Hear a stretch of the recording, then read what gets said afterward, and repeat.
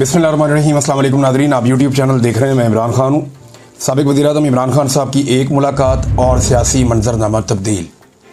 यानी जो लोग माफ़ियों की बातें कर रहे थे, ये कह रहे थे कि इमरान खान साहब चलो माफ़ी मांग लें, चलो अफसोस का इजहार कर लें, चलो इमरान खान साहब इतना ही कह देंगे कौम से शर्मिंदगी है या कोई माफ़ी है। कोई कहता जी अदालत में जाके मांगे, कोई कहता जी पार्लियामेंट में आके कह दें, कोई कह रहा था जी कि किसी और जगह पे कह दें, चलो कौम के सामने स्टेटमेंट दे दें, कोई कह रहा था जी अदालत के सामने कर दें, कोई कहता चलो माफ़ी ना मांगे तो ये कर दें। हर एक की अपनी अपनी ज़ुबान थी और ख्वाहिश जो है वो पाकिस्तान की मिलिट्री एस्टेब्लिशमेंट की है कि उन्होंने इमरान खान को नीचा दिखाना है, उससे माफ़ी मंगवानी। तो इमरान खान साहब ने उल्टा आसिम मुनीर साहब को एक ऑफ़र करवा दी। उन्होंने कहा जी आसिम मुनीर साहब मेरे से माफ़ी मांग लें, मैं माफ़ कर दूँगा। और ये एक बड़ी शानदार ऑफ़र है। अगर आसिम मुनीर साहब को ये कहकर डराया जा रहा है सियासतदानों की जानिब से कि इमरान खान बाहर आ गया तो आपको नहीं छोड़ेगा, आपके साथ ये कर देगा वो कर देगा, अगर वो खौफजदा हैं और परेशान हैं तो इमरान खान साहब ने क्योंकि अब ज़ुबान दी है तो वो इससे फ़ायदा उठा सकते हैं। और उन्होंने ये मसला इमरान खान साहब ने हल कर दिया कि मैं कुछ नहीं कहूँगा और मैं माफ़ कर दूँगा मुझसे अगर आसिम मुनीर साहब माफ़ी मांग लें तो। अब एक तरफ पूरा निज़ाम इमरान खान को बोल रहा है माफ़ी मांगो, और जेल में बैठा हुआ कैदी नंबर 804 कह रहा है कि माफ़ी मुझसे मांगो। इमरान खान साहब का जो ये ट्वीट है ना, ये बड़ा खौफनाक है। पहले ट्वीट में आपको पढ़ के सुनाता हूँ, आप ज़रा आपको आइडिया हो जाए कि मामलात की इंटेंसिटी कहाँ पे है। देखिए, बहनें मिली लंबे अरसे के बाद, अलीमा खान साहबा और बाकी लोग जाकर मिले, पार्टी के लोग भी मिले। तो जैसे ही मिले वैसे ही जो इमरान खान साहब का ट्वीट है उसकी शिद्दत आपको बताएगी कि आज इमरान खान साहब कहाँ खड़े हैं। इमरान खान साहब ने ये दो हिस्सों में उनका ट्वीट छपा है उनके अपने ऑफिशियल ट्विटर से। वो कहते हैं कि आसिम मुनीर, पहला लफ्ज़ ही आसिम मुनीर है। आसिम मुनीर में ताकत की बहुत भूख है, इसीलिए इसने बदतरीन आमरीत कायम कर रखी है। मुझसे माफ़ी का मुतालबा करने के बजाय आसिम मुनीर को मुझसे माफ़ी मांगनी चाहिए।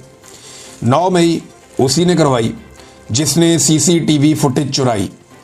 इस वक्त 9 मई आसिम मुनीर की इंश्योरेंस पॉलिसी है। मुल्क में हाइब्रिड सिस्टम नहीं, आसिम मुनीर की डिक्टेटरशिप कायम है। इसीलिए ट्रंप ने शहबाज शरीफ की बजाय आसिम मुनीर को बुलाया है। फस्तायत और जबर में तमाम हुदूद पार करते हुए मेरे ख़ानदान के गैर सियासी लोगों को मुसलसल निशाना बनाया जा रहा है। मेरे 2 भांजों शारेज़ और शेरशाह को भी अगवा कर दिया गया, हालांकि इनका सियासत से कोई ताल्लुक़ नहीं है। मेरा भांजा शारेज़ जो एक बेहतरीन एथलीट है, उसे भी उठा लिया गया। मुझे मुकम्मल तौर पर कैद तन्हाई में रखा गया है। 3 माह में मेरी महज 3 मुलाकातें करवाई गई हैं। मेरे वकला और अहले खाना तक से मुलाकातें कई माह से रोक दी जाती हैं। ये सब कुछ मुझ पर दबाव डालने के लिए किया जा रहा है। मेरे साथ 8 माह से बुशरा बेगम को भी कैद तन्हाई में रखा गया है। ऐसा सलूक औरतों के साथ पाकिस्तान की तारीख में कभी नहीं किया गया। याह्या खान ने भी ऐसा नहीं किया। फैसल बाडा जो एस्टेब्लिशमेंट का तर्जुमान है, उसने बुशरा बेगम के हवाले से बयानात दिए कि वो मुझसे अलहदगी इख्तियार कर लेंगी। बुशरा बेगम पर दबाव डाला गया कि मुझसे अलहदगी इख्तियार कर लें मगर वो मेरे साथ खड़ी है। इससे पहले जब आसिम मुनीर को DG ISI के ओहदे से हटाया तो उसने जुल्फी बुखारी के ज़रिए बुशरा बेगम से रब्ते की कोशिश की, लेकिन उन्होंने इनकार कर दिया। इसीलिए आज उनके साथ ये बदतरीन सलूक किया जा रहा है। उन्हें कैद तन्हाई में रखा गया है। उनको ख़राब हालात में रखे जाने पर करंट लग चुका है और ज़ख्म आ चुके हैं। उनको इस्तेमाल के लिए गंदा पानी दिया जाता है। इन पर हर तरह का जुल्म जारी है। ये सब कुछ आसिम मुनीर करवा रहा है। इसमें ना कोई इखलाकियात हैं और ना इस्लाम की समझ है। आसिम मुनीर के लिए मेरा पैगाम है कि मुझ पर दबाव बढ़ाने के लिए चाहे मेरे ख़ानदान में से जिस मर्जी को कैद में डाल दो, मैं ना झुकूंगा ना इस जुल्म को कबूल करूंगा। मैं अपनी हकीकी आज़ादी की जद्दोजहद हर हाल में जारी रखूंगा। आसिम मुनीर पाकिस्तान के साथ वो कर रहा है जो मोहसिन नकवी ने क्रिकेट के साथ किया है। अदलिया तबाह, मीडिया खामोश और पुलिस से ऐसे काम करवाए जा रहे हैं जिससे वो क्रिमिनलाइज हो चुकी है। ऐसा तो याह्या खान के दौर में भी नहीं हुआ। पुलिस को तहरीक इंसाफ के लोगों के खिलाफ इस्तेमाल किया जा रहा है, जिसकी वजह से मुल्क में जराइम की शरह बढ़ गई है। मुल्क में बेरोजगारी उरूज पर है। SIFC से मईशत ठीक नहीं होती बल्कि अवाम के एतमाद और कानून की हुक्मरानी से ठीक होती है। इन चोरों को हम पर मुसल्लत कर दिया गया है जिनकी करप्शन और मनी लॉन्ड्रिंग के सबूत मुझे खुद ISI देती रही है। जो शख्स भी तहरीक इंसाफ छोड़ देता है उसके सारे केस माफ़ कर दिए जाते हैं। जब भी डिक्टेटरशिप आती है जजेस को साथ मिलाकर ही निज़ाम पर काबिज होती है। इस वक्त बेज़मीर जजेस की वजह से पाकिस्तान में कानून की हुक्मरानी मुकम्मल ख़त्म हो चुकी है। 26वीं आईनी तरमीम के बाद अदलिया बिल्कुल ही गुलाम बन चुकी है। बेज़मीर जजेस इंसानी हकूक की पामाली के खिलाफ एक्शन नहीं ले रहे।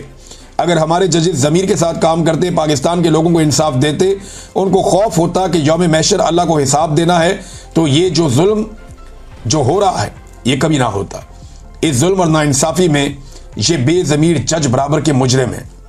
अब ट्वीट का दूसरा हिस्सा इमरान खान साहब कहते हैं कि अली अमीन गंडापुर को सुप्रीम कोर्ट जाकर मुझसे मुलाकात की इजाज़त मांगनी चाहिए। इससे पहले बजट पर भी मुझसे मुशावरत और मुलाकात नहीं की गई। अली अमीन को आकर मुझे सूबे की गवर्नेंस और अमन व अमान और दीगर अहम उमूर पर ब्रीफिंग देनी चाहिए, जिसके लिए सुप्रीम कोर्ट समेत हर फोरम पर भरपूर कोशिश करनी चाहिए। मैं दोबारा ताकीद करता हूं कि खैबर पख्तूनख्वा हुकूमत वफाक की जानिब से अपने ही शहरियों पर होने वाले मिलिट्री ऑपरेशन और ड्रोन हमलों के खिलाफ भरपूर स्टैंड ले। खैबर पख्तूनख्वा और कबायली इलाकों में हमारे दौर में अमन आ चुका था और हमारे दौर में कोई ड्रोन हमला नहीं हुआ। अब वहाँ हालात जानबूझकर ख़राब किए जा रहे हैं ताकि वाहिद अवामी मैंडेट वाली पार्टी को कमज़ोर किया जा सके। खैबर पख्तूनख्वा और कबायली इलाकों में ऑपरेशन मसले का हल नहीं है। वहाँ के मसाइल मकामी नुमाइंदों से बातचीत से ही हल होने चाहिए। ड्रोन हमलों और फौजी ऑपरेशन से दहशतगर्दी बढ़ती है। इन ऑपरेशंस को ना ही अवाम की हमायत हासिल है, ना ही अवामी नुमाइंदों की और ना ही सियासी जमातों की। तो ऐसा ऑपरेशन कैसे कामयाब हो सकता है? अफगान मुहाजिरीन के साथ जो सलूक किया गया इस पर मैं शर्मिंदा हूँ। वो हमारे मुसलमान भाई यहाँ पनाह लिए हुए थे, उन्हें ऐसे धक्के मारकर मुल्क से निकालना इस्लामी रवायात और इंसानियत के खिलाफ है। फैसलाबाद की अदालत की जानिब से एक और झूठे केस में हमारे 75 मेंबरान और कारकुनान को दी गई सजाएं इस जुल्म के निज़ाम को मजीद नंगा कर रही हैं। हम सबको इस जुल्म के खिलाफ इकट्ठे खड़े होना है। जब हम मिलकर मुकाबला करेंगे तो फतह हमारा मुकद्दर बनेगी। मेरी राय में 9 मई केसेस में झूठे इल्ज़ामात पर दी गई सज़ाओं के ज़रिए खाली कराई गई सीटों पर ज़िमनी इंतखाबात में हिस्सा लेना इन झूठी सज़ाओं को जायज़ तस्लीम करने के मुतरादिफ होगा। इसलिए पार्टी इस मामले पर गौर करके हतमी फैसले के लिए कल दोबारा अपनी तजावीज़ मेरे पास ले आएँ। हमाद अजहर का हल्का मियाँ अजहर की वफ़ात के बाद खाली हुआ है। इस सीट पर हम इलेक्शन लड़ेंगे। जो जुल्म और फस्तायत इस वक्त पूरे मुल्क में जारी है, उसके खिलाफ पेशावर में एक ग्रैंड जरगा किया जाए, जिसकी तारीख का ऐलान पार्टी करेगी।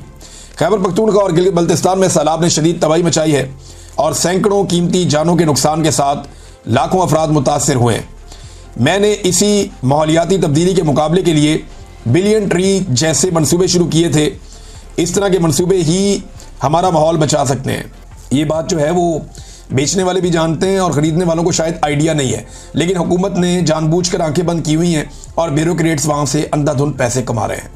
रावी के किनारे बहुत सारी रिहायशी कॉलोनियों में अब ऐलान भी किया जा रहा है, लोगों को कहा जा रहा है कि अपना साजो सामान लेकर आप यहाँ से निकल जाएँ।